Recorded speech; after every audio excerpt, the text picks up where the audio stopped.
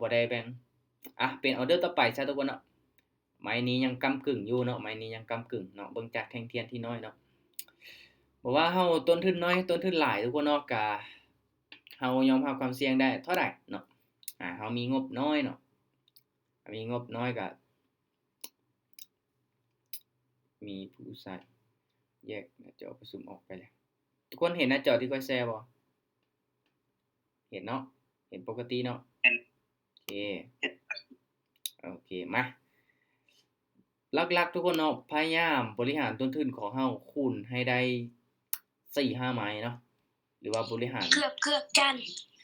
เกือบว่ะแสดงว่าซื้อยานี่โอเคเนาะมั่นใจแล้วก็ใส่เต็มที่เลยบริหารต้นทุนให้ดีทุกคนเนาะอันนี้เป็นสิ่งสำคัญหลายเนาะมาทุกคนเนาะถ้าว่าแท่งเทียนนี้เป็นแดงเนาะมีโอกาสขึ้นเขียวต่อเด้อก็จะไปออเดอร์ละ10เหรียญเนาะ10 20 40 80ประมาณนี้โอเคตามซื้อเด้อออเดอร์แรกมาลองเบิ่งทุกคนเนาะเอ้ามันรีเฟรชโอ้ยทุกคนเนาะปะให้มันซาเนาะกดแล้วมันรีใหม่เลยทุกคนเนาะมันรีหน้าจอใหม่เลยโอเคทุกคนเนาะอาจารย์ได้ออกออเดอร์เนาะเบิ่งแหน่ออกแล้วเนาะออกแล้วโอเคอาจารย์ต้องซื้อได้เนาะอาจารย์ซื้อได้บ่โอ้ได้เนาะคิดว่าบ่ทันเนาะคิดว่าบ่ทันเฉย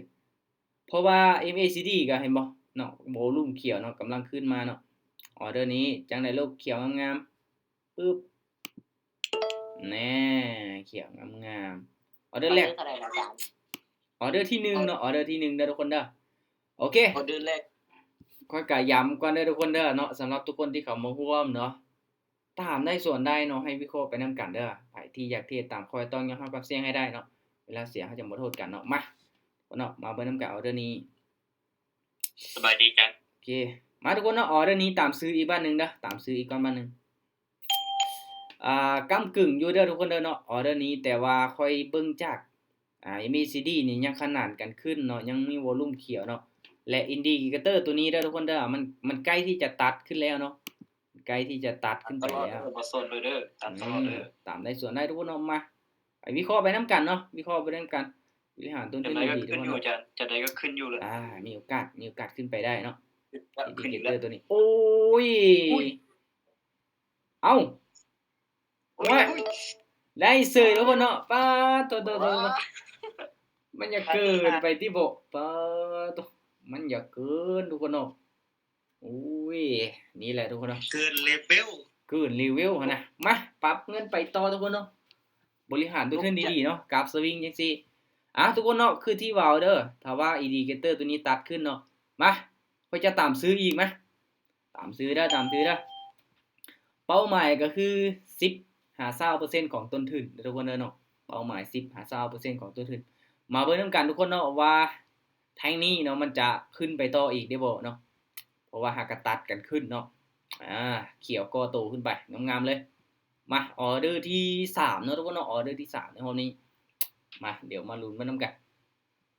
เมื่อกี้นี้มันยอกแฮงเด้เนาะเมื่อกี้นี้เนาะยอกแฮงเด้อเนาะจังได๋ลูกอย่ายอกออเดอร์นี้โอ้บ่ได้ทุกคนเนาะค่อยๆลงมาเนาะยอดๆๆๆลงมาเรื่อยๆเนาะโอเคพักตู้ทุกคนเนาะมาฮอด4แท่งเทียนเขียวตัวนี้เนาะตัวนี้ก็เขี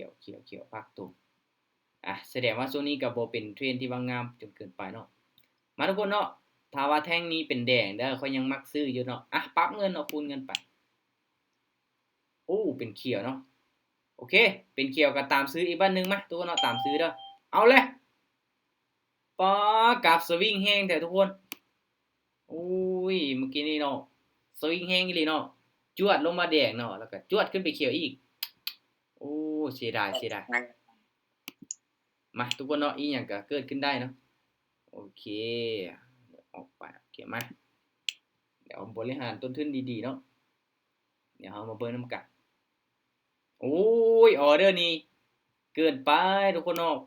เสียดายเนาะมันเปลี่ยนแปลงช่วงท้ายแน่ทุกคนเนาะออเดอร์นี้เสียดายมาบ่เป็นหยัง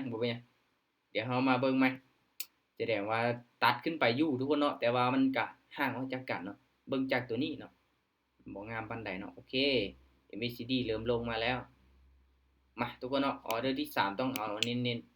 840เนาะโอเคทุกคนเนาะออเดอร์นี้ซื้อเด้อซื้อมาออเดอร์นี้มีโอกาสพักโตสลับขึ้นมาเขียวได้เบิ่งจากแท่งเทียนแดงที่ลงมาแห้งเกินไปเนาะมาตัวนี้ต่อลงมาแล้วตัวนี้เนาะโอ้โหตามซื้อต้องตามให้สุดตัวเนาะอ้าวจังใดลูกออเดอร์นี้ขึ้นเขียวงามๆติเนาะอย่าหยอกเนาะ Bitcoin ได้สวิงอยู่บ่หรือว่าจังได๋เนาะโอ้ Bitcoin กับแท่งเทียนชัดเจนทุกคนเนาะมีวอลุ่มซื้อขายที่หลายเนาะนิ่งไว้ก่อนลูกนิ่งไว้ก่อนโอเคบ่เป็นปัญหาทุกคนเนาะพลาด2ไม้เนาะเฮากลับมาวินบ่เป็นปัญหาโอเคหลักๆบริหารต้นทุนนี่แหละทุกคนเนาะมาไปกันต่อเด้อทุกคนเด้อเนาะกับทองคำก็อยากแฮงนิดนึงเนาะถ้าเป็นแท่งเทียนชัดเจนมันมีนี่งามเนาะโอเคทุกคนเนาะออเดอร์นี้มาเบิ่งนำกันเด้อถ้ามันเป็นแท่งเทียนเขียวจังซี่ขายเด้อถ้าเป็นแท่งเทียนเขียวจังซี่นี่ตามขายลงมาเนาะมาลุ้นนำกันทุกคนเนาะอินดิเคเตอร์ตัวนี้ก็งอขึ้นไปหน่อยนึงเนาะว่าสิกลับตัวไปเทรนขาขึ้นบัดสุดท้ายลงมาแล้วเนาะโอ้จังได๋เนาะออเดอร์นี้เห็นว่า MACD ทุกคนเนาะวอลุ่มแดงเนาะวอลุ่มเป็นแดงเนาะวอลุ่มแห่งขายเริ่มมาเนาะก็เลยตามขายลงมาได้บ่2แท่งเทียนแดง2แท่งเทียนเขียวลงมาได้บ่ออเดอร์นี้โอ้ได้ปึ๊บโอ้บ่ทันทุกคนเนาะเวลาเปิดก่อนโอ้บ่ลงมาซ้ำเนาะโอเคบ่เป็นหยังมา ถ้าตามต้องตามให้สุดคือว่าทุกคนเนาะเบิ่งจากอินดิเคเตอร์ตัวนี้เนาะทุกคนเนาะวิเคราะห์ยากเติบเนาะสิขึ้นแน่ลงแน่เนาะไซด์เวย์ตัวนี้กราฟไซด์เวย์ทุกคนเนาะมา โอเคทุกคนเนาะออเดอร์นี้ตามขายอีกบ้านนึงเนาะมาสาเหตุใดอาจารย์ถึงขายจ้ะทุกคนเบิ่งจุดนี้เด้อเนาะตัวที่ค่อยจะมาร์กลูกศรให้เด้อเนาะมาร์กลูกศรให้เส้นสีส้มตัวนี้ทุกคนเนาะมันตัดเส้นสีฟ้าลงมาเนาะก็จะเริ่มตามขายเลยเนาะถ้ามันปรับตัวนี่เห็นบ่เนาะถ้าเฮาเข้าถึกช่วงที่มันเป็นเทรนงามนี่แดงหลายไม้เลยเนาะมางามๆเลยเด้อจ้ะตามในส่วนได้ทุกคนเนาะบ่เป็นหยังตามให้สุดส่วนให้สุดเนาะบริหารต้นทุนของตนเองโอเคไปวินเด้อการจังซี่แหละทุกคนเนาะการเทรดเนาะผู้นึงบ่ได้กับผู้นึงได้ผู้นึงบ่เสียกับผู้นึงเสียเนาะ2ทางมากับเฮาก็มีแต่เขียวกับแดงเท่านั้นแม่นบ่ขึ้นคืนอาจารย์ขึ้นคืน โอเคมาเดี๋ยวนี้ทุกคนเนาะมาเบิ่งนำกันเด้อแท่งเทียนรอท่านิ่งๆอยู่เนาะโอเคผ่านก่อนเด้อรอท่าแป๊บนึงทุกคนเนาะมันเป็นแท่งเทียนที่น้อยเกินไปเนาะถ้าว่ามันลงมาแดงยาวนี่ค่อยจะซื้อเนาะเพราะว่ามันลงมานี่ใกล้ที่จะฮอดฐานนะครับเนาะซื้อเด้ออาจารย์ซื้อโอเคมีโอกาสพักตัวได้เนาะ3แท่งเทียนแดงมาลุ้นมาเริ่มกันเนาะออเดอร์ที่เฮามั่นใจก็ออกทุกคนเนาะบ่มั่นใจก็ผ่านก่อนอีกอย่างมันก็คือเว้าเนาะตลาด24ชั่วโมงเนาะช่วงใดงามเฮาก็เทรดช่วงใดบ่งามเฮาก็บ่เทรดเนาะบ่ได้มีไผบังคับเฮาอีกเงินก็เงินของเฮาแม่นบ่เอ้าโอ้ลงมาแดง1วิสุดท้ายบีดให้น้องเสยจันโอ้อ้าวสงสัยขายเนาะแม่นบ่น้องไข่โอ้นะบางทีแล้วทุกคนเนาะมีคนซื้อแล้วก็มีคนขายมีเขียวกับแดงนี่แหละเนาะจังโอ้สวิงแฮงเด้อทุกคนเด้อต้องข่าวนี่โอ้แทงนี้จงใส่ไว้ยาวเนาะโอเคทุกคนเนาะออเดอร์นี้เด้อ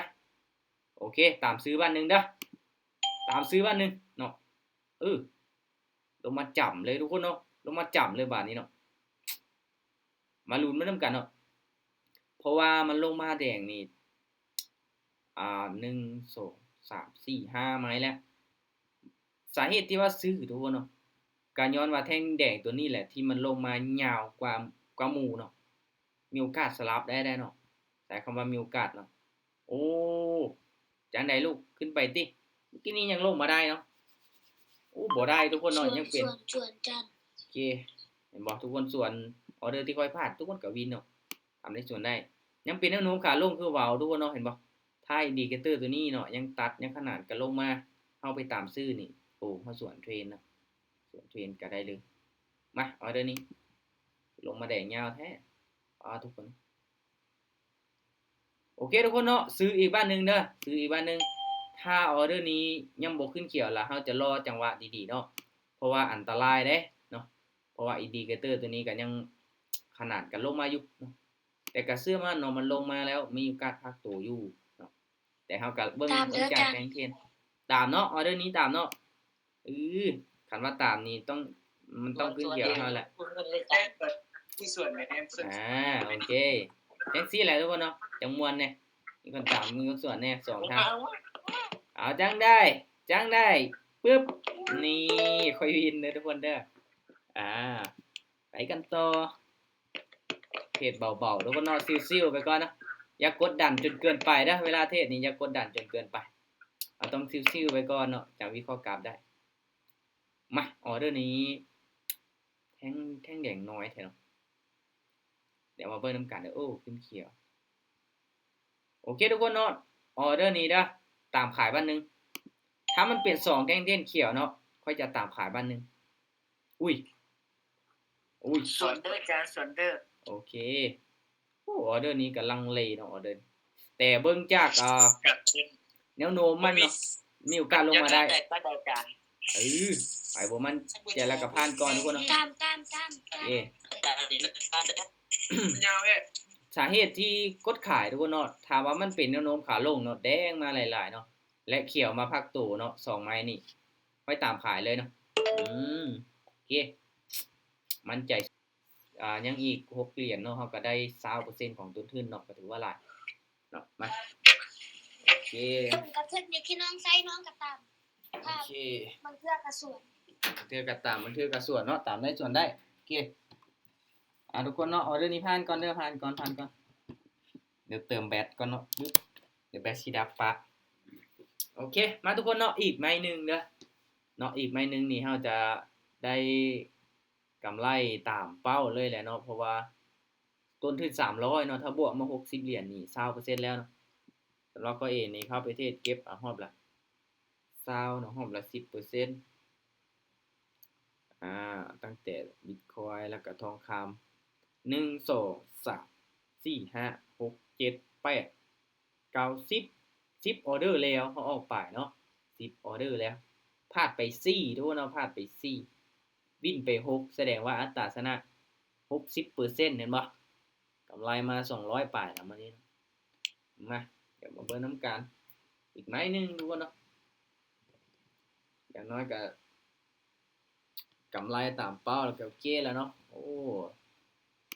มาเดี๋ยวมาเบิ่งน้ำกันหอบเด็กหอบแรงอีกเนาะเฮาก็เข้าไปเทศเอากำไรอีกเนาะทุกคนเนาะมาอีกไม้สุดท้ายเด้อทุกคนเด้อเนาะอีกไม้สุดท้ายถ้าวินอีกไม้นึงเนาะได้กำไรตามเป้าแล้วเฮาจะพักเนาะอันนี้คือแผนการเทรดของค่อยเนาะคือระบบการเทรดที่ค่อยได้วางแผนมาว่ามื้อนึงเข้าไปเทรด จานเสียลุงซอยน้องแน่น้องขายจาน ขายแล้ววะออเดอร์นี้โอ้จังได๋กะแดงออเดอร์นี้มั่นใจเลยเนาะตีลังกาวินเลยจังได๋กะแดงออเดอร์มั่นใจสุดเห็นบ่โอเคเลยจาน โอเคเลยเนาะโอ้มีแต่บวกกับบวกแกทุกคนมันเป็นกำไรหลายแล้วบ่มาเดี๋ยวมาเบิ่งนำกันเนาะเดี๋ยวรอท่าโอ้ถ้าว่าไม้นี้ขึ้นเขียวสูงนี่มั่นใจเด้อมาทุกคนเนาะออเดอร์สุดท้ายนะตามขายมื้อนี้นี่ขายจนรวยมายังเป็นแนวโน้มขาลงตัวเนาะเป็นแนวโน้มขาลงเนาะเห็นบ่อินดิเคเตอร์ตัวนี้ยังคันหน้ากันลงมาเนาะ ไม่คุ้นกับจาน ไม้คูณเงินว่ะเพราะนี่ไม้เริ่มต้นนี่เนาะไม้เริ่มต้นนะ สวน นะมาเดี๋ยวมาลุ้นนำกันทุกคนเนาะลงมาแดงงามๆไม่ฮอดได้บ่เนาะแนวโน้มยังเป็นขาลงอินดิเคเตอร์ตัวนี้ก็ยังขนาดกันเนาะแต่เบิ่งจาก MACD นี่เริ่มปรับตัวแล้วโอ้จังได๋ลูกเรียบร้อยทุกคนเนาะบ่ลงแดงโอ้ย งามเลยจาน โอเคยินดีนำเนาะออเดอร์นี้ก็เบิ่งจาก MACD นี่มันเริ่มตัดขึ้นแล้วทุกคนเนาะบ่เป็นหยังมาเดี๋ยวเฮาปรับเงินไปอีกเนาะถ้าว่าวินอีกออเดอร์นี้มีโอกาสออเดอร์นี้ทุกคนเนาะออเดอร์นี้นี่คูณเงินเลยเนาะมา3แท่งๆเขียวมาออเดอร์นี้ตามขายมาตามเทคนิคลองเบิ่งตามขายเนาะ ตามเด้อ ก็ตาม ที่ผ่านมานี่ค่อนข้างที่จะได้ผลเลยเนาะเห็นบ่3แดงเตี้ยนเขียวเนาะลงมาพักตัวแดงออเดอร์นี้มีโอกาสตัวเนาะมีโอกาสพักตัวลงมาแดงได้มา ส่วนเด้อจัน ตามในส่วนได้ทุกคนเนาะตามในส่วนได้มาเดี๋ยวมาเบิ่งนำกัน ว่ามันสิพักตัวได้บ่ไอ้จังได๋ก็ลงมาแดงละออเดอร์นี้เบิ่งจากแห่งขายยวดๆอ้าวโอ้บ่ได้ติลงมาโอ้ทุกคนเนาะกลับตัวขึ้นไปงามอีกบาทนี่โอ้ออเดอร์นี้ส่วนนี่ในซีดีทุกคนเนาะ เดี๋ยวเงินนี่ นี่สรุปแล้วมันสิบ่ลงแดงได้ทุกคนเนาะมันสิกลับตัวขึ้นไปแล้วเย่มาทุกคนเนาะเบิ่งจาก ABCD เด้อทุกคนเด้อเนาะเบิ่งจาก ABCD ตัวนี้เนาะเส้นมันกำลังตัดขึ้นมาทุกคนเนาะออเดอร์นี้นะตามซื้อเด้อบาดนี้เด้อตามซื้อมาออเดอร์นี้นี่เอิ้นได้ว่าเป็นออเดอร์คูณเงินไหมที่3นะทุกคนเนาะเมื่อกี้นี้เฮาตามขายมาแล้ว2เนาะแต่ว่าออเดอร์นี้ซื้อเด้อทุกคนเด้อเนาะสาเหตุที่ซื้อเนาะทุกคนเนาะเบิ่งจาก ABCD หน่อยเนาะอ้าวบ่ได้ติทุกคนเนาะคิดว่าสิพักตัวแล้วสิขึ้นไปต่อเนาะป๊าโตมาแดงยาวแท้ ส่วน โอ้ทุกคนเนาะสายสวนเนาะมีกำไรแน่เนาะป้าทุกคนเนาะบ่ได้เนาะค่อยตามขายไป2ไม้แล้วเนาะไม้นี้มาซื้อเนาะโอ้โหลงมาแดงยาวเห็นบ่ทุกคนเนาะ MACD หักแบบไวเลยเนาะหักแบบไวว่าเลยเอ้าทุกคนเนาะจากที่ยังเหลือ6เหรียญเนาะมีกำไรตามเป้าบัตรสุดท้ายกลับไปกลับมายังเนาะมามีโอกาสอยู่เนาะอันยังมีโอกาสอยู่2ไม้ออเดอร์นี้ผ่านก่อนเด้อทุกคนเด้อผ่านก่อนเราท้าอีกมาเอาออเดอร์เน้นๆโอเคบอกไปยังบริหารต้นทุนทุกคนเนาะโอเคมาตามได้ส่วนได้เด้อทุกคนเด้อเนาะหลักๆก็บ่ว่าจะตักบ่ว่าจะส่วนเนาะก็อยากให้ทุกคนมีกำไรโอ้ติดลบไป42เหรียญแล้วว่ะบริหารต้นทุนบ่ดีติเนาะหรือว่าจังเด้อขาดไหมคูณเงินว่าซั่นโอ้ลบมื้อนี้ลบไป42หลักๆเนาะต้นทุน40ก็ไป1เหรียญ2เหรียญเนาะ4เหรียญ8เหรียญแบบนี้ก็โอเคเนาะอ้าวลบไป17 จันตามเป้า50เหรียญแล้ว โอ้สุดย อ อ อ ด ก สุด เด้ ย อ อด จัน เย่ใจหลายๆเนาะมาทุกคนเนาะออเดอร์นี้ต้องคูณไป80เนาะโอเคผ่านก่อนเด้อทุกคนเด้อมันเป็นแท่งๆน้อยเกินไปเนาะออเดอร์นี้น้อยเกินไปเอาเลยโอ้มาบังจังมาถ้าว่าออเดอร์นี้ทุกคนเนาะมันเป็นแท่งๆแดงลงมาเนาะลงมาระหว่างนี้เนาะหรือว่ามันจะขึ้นไปเขียวปึ๊บเนาะอินดิเคเตอร์ตัวนี้ตัดขึ้นเนาะเราจะเข้าออเดอร์เลยบาทนี้เนาะมาเราทาโซงที่อินดิเคเตอร์ตัวนี้เริ่มปรับตัวเนาะแต่ว่าตอนนี้มันยังบ่ปรับตัวเทื่อมาทุกคนเนาะก็คือว่าทุกคนเนาะทุกอย่างมันบ่มีคำว่า 100% เนาะเฮาก็ต้องบริหารต้นทุนดีๆเนาะพยายามคูณให้ได้หลายไม้ให้ได้4ไม้5ไม้จะเป็นการดีทุกคนเนาะถ้าต้นทุนเฮาน้อยเนาะเฮาบริหารต้นทุนบ่ดีก็มีโอกาสเนาะและถ้าว่าต้นทุนน้อยเนาะบ่จำเป็นต้องคูณหลายปานใดก็ได้เนาะบ่จำเป็นต้องคูณหลายเนาะอาศัยในการบริหารต้นทุนเบาๆเอาก็ได้เนาะโอเคออเดอร์นี้ขึ้นมาเขียวแล้วมาทุกคนเนาะออเดอร์นี้เด้อ จะไม่คูณเงิน ตามซื้อเด้อทุกคนเด้อออเดอร์นี้ตามซื้อเด้อเนาะมาลุ้นมานํกันเขาออเดอร์ซื้อไปแล้วเนาะออเดอร์นี้หลักๆทุกคนเนาะทุกคนก็รอท่าเนาะวิเคราะห์เนาะไม้มั่นใจ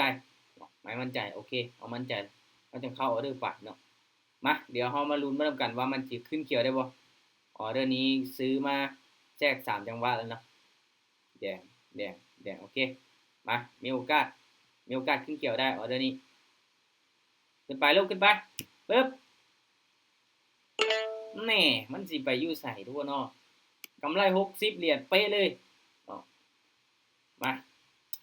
โอเคทุกคนเนาะก็ถือว่าอีล่าอีเรือเนาะแทงเทียนมันก็เริ่มเป็นแทงเทียนน้อยแน่เนาะตัวนี้เนาะก็หลักๆเห็นบ่ทุกคนเนาะคือข้อยเองเนาะบ่พลาดเกิน4ไม้เนาะพลาดไป3ไม้แล้วก็ไม้ที่4กรรมวินเนาะเฮาต้องเบิ่งต้นทุนของเฮาพอเด้อทุกคนเด้อเนาะว่ามันคูณได้จักไม้เนาะและเฮาสิไปไม้แรกนี่เท่าใดเนาะ เอาจึงสิคูณได้ฮอด4-5ไม้เนาะตัวนี้เป็นสิ่งสำคัญเนาะถ้ามีต้นทุน300แล้วสิไปไม้ละ50ไปไม้ละ60บาทเดียวนี่มันก็บ่ได้แลทุกคนเนาะเฮาอาจจะพลาดไม้1 2ไม้เฮาก็ติดลบได้เนาะโอเคเป็นจังไดทุกคนนะ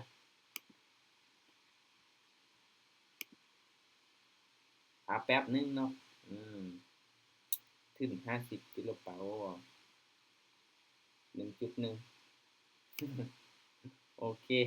หลักๆทุกคนเนาะถ้าว่าไผที่อยากเทรดตามค่อยแท้ๆเนาะทุกคนต้องวิเคราะห์เบิ่งเนาะไม้นี้เฮามั่นใจเนาะต้นทุนเฮาประมาณเท่านี้ถ้าสิตามค่อยทุกไม้นี่ก็แน่นอนแหละเนาะต้องมีงบให้ซ้ำค่อยเนาะและต้องคูณเงินให้ได้ซ้ำค่อยเนาะค่อยนี่คูณเงินได้ประมาณ5ไม้เนาะ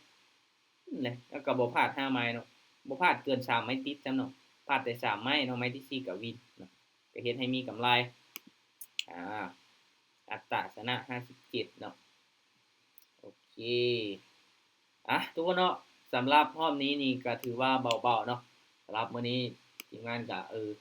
อยากให้ค่อยเข้าขึ้นมาเปิดมีตติงอย่างแน่เนาะขอมาก็จัดไปทุกคนเนาะเดี๋ยวเบิ่งไปอีก1ไม้จ้ะไปอีก1ไม้ว่ะทุกคนไปอีก1ไม้ว่ะอันตรายเนาะประมาณ13มันขอไม่มันขอไม้มั่นใจวะถามว่ามีไม้มั่นใจบ่เนาะมั่นใจทุกไม้ทุกคนเนาะวินบ่วินนี่อีกอย่างนึงเนาะแต่ว่าออเดอร์ที่เฮาออกไปนี่มั่นใจทุกไม้เลยเนาะตัวนี้แหละสำคัญเนาะมั่นใจทุกไม้เนาะวินบ่วินนี่มันก็บ่มีไผฮู้ทุกคนเนาะทุกอย่างมันอยู่บนพื้นฐานการวิเคราะห์เนาะบ่มีคำว่า 100% เนาะตัวนี้แหละสำคัญมาเดี๋ยวจะไปอีกไม้นึงมาขอมานี่จัดไปถือว่าเป็นไม้สุดท้ายเนาะไม้แถมไม้แถมอาจจะเป็นไม้อาถรรพ์ก็เป็นไปได้แต่มื้อนี้เราจะมาล้างอาถรรพ์น้ำกันเนาะมาลุ้นน้ำกันมาออเดอร์ต่อไปทุกคนเนาะไม้แถมกัน10.5 ตอนนี้ได้กำไรมา20%แล้วทุกคนเนาะไม้แถมบ่หมายความว่าสิออลอินใช้บ่ได้เนาะโอเคมาเดี๋ยวมาลุ้นน้ำกันทุกคนเนาะวินอีกไม้นึงเนาะวินอีกไม้นึงโอเคมาทุกคนเนาะไม้แถมเด้อไม้แถมเด้อเอามาเบิ่งน้ำกันเนาะโอเคมาทุกคนเนาะตามที่ค่อยเบิ่งเนาะ MACD แน่เนาะแนวโน้มแน่ตามซื้อเด้อได้นี้ไม้แถมเนาะไม้แถมไม้สุดท้ายโอเคสบายดีเด้อทุกคนเด้อมาเรื่องนี้ทุกคนเนาะถ้ามันเป็นแนวโน้มขาขึ้นเนาะเคี้ยวมาหลายๆไม้เนาะพักตัวแดงนึงจังซี่นี่ตามซื้อเลยเด้อทุกคนเด้อตามซื้อเลยเด้อเนาะถ้าเป็นแนวโน้มขาขึ้นนี่จังใดก็เขียวเนาะมาลุ้นมานํกันเรื่องนี้กำลังต่อสู้กันอยู่ระหว่างให้ซื้อกับให้ขายแต่ค่อยนี่มั่นใจไว้ก่อนแล้วจังใดก็เขียวแล้วเด้อมาได้บ่โอ้บ่ขึ้นทุกคนเนาะป้าตัวไปว่าแล้วไม้แถมนี้มันบ่วินทุกคนไม้อาถรรพ์แท้ๆเลยแดงน้อยเดียวเนาะมาถ้าไม้อาถรรพ์นี่เราต้องล้างอาถรรพ์ทุกคนเนาะไม้สุดท้ายออเดอร์นี้ทุกคนเนาะตามซื้อเด้อตามซื้อเลยเนาะมาลุ้นมานํกันเบิ่งเวลาก่อนเนาะเวลายังอยู่เนาะยังมีโอกาสมาทุกคนเนาะเมื่อกี้นี้ป้อคิดว่าสิปรับตัวเนาะพักตัวละขึ้นเขียวต่อยังบ่ขึ้นเนาะยังบ่ขึ้นเทื่อเนาะยังเทขายลงมาอยู่เด้อทุกคนเด้อเนาะเดี๋ยวเฮามาลุ้นมานํกันว่ามันสิขึ้นไหมได้ต้องขึ้นไหมนี่แหละตามเทคนิคเลย3แดงแดง3แดงพักตัวเขียวทุกคนเนาะมาออเดอร์นี้จังได้ลูกจังได้4 3 2 1ปึ๊บทุกคนเนาะโอ้โหมาวินไม้นี่ไม้ที่1บ่วินเนาะต้องเป็นไม้แถมแล้วก็ต้องตื้มอีกเนาะถ้าว่าเป็นไม้แถมละมันจะบ่วินเนาะมันเป็นอาถรรพ์ทุกคนเนาะโอเคทุกคนเนาะกำไรมา69เหรียญเด้อเนาะรอบนี้เบาๆกำไรหลักๆกับบริหารต้นทุนนี่แหละทุกคนเนาะเทรดก็บ่ได้วินทุกไม้เนาะอัตราชนะ 56% ก็ถือว่ามีกำไรโอเค ก็เนาะสำหรับรอบนี้พักก่อนเนาะอยู่กับกราฟเพิ่งเกินไปก็บ่ดีปานใดเนาะตาลายวิเคราะห์ยากเนาะกราฟมันก็มีการเปลี่ยนไปเรื่อยๆเนาะแต่ว่าช่วงใดงามเฮาจังเข้าไปเทรดทุกคนเนาะช่วงใดที่กราฟเข้ากับเทคนิคของเฮาช่วงใดที่เฮาถนัดเนาะเฮาจังเข้าเทรดถ้าช่วงใดที่มันบ่ลืมหูลืมตาเนาะบ่ถนัดกับเฮากับบ่เทรดเนาะโอเคขอบใจทุกคนที่เข้ามาร่วมเด้อทุกคนเด้อเนาะเอาไว้เป็นมื้อหน้าเนาะรอมื้ออื่นมาร่วมศึกษาร่วมวิเคราะห์การกันใหม่เนาะก็ตั้งใจศึกษาเด้อทุกคนเด้อเนาะทุกๆการลงทุนมีความเสี่ยงให้เฮาศึกษาหาความรู้ดีๆเนาะก่อนที่ว่าเฮาจะเอาเงินไปเสี่ยงเนาะโอเคบ๊ายบายเด้อทุกคนเด้อขอบใจทุกคนที่เข้าร่วมเนาะเอาเจอกันใหม่รอบต่อไป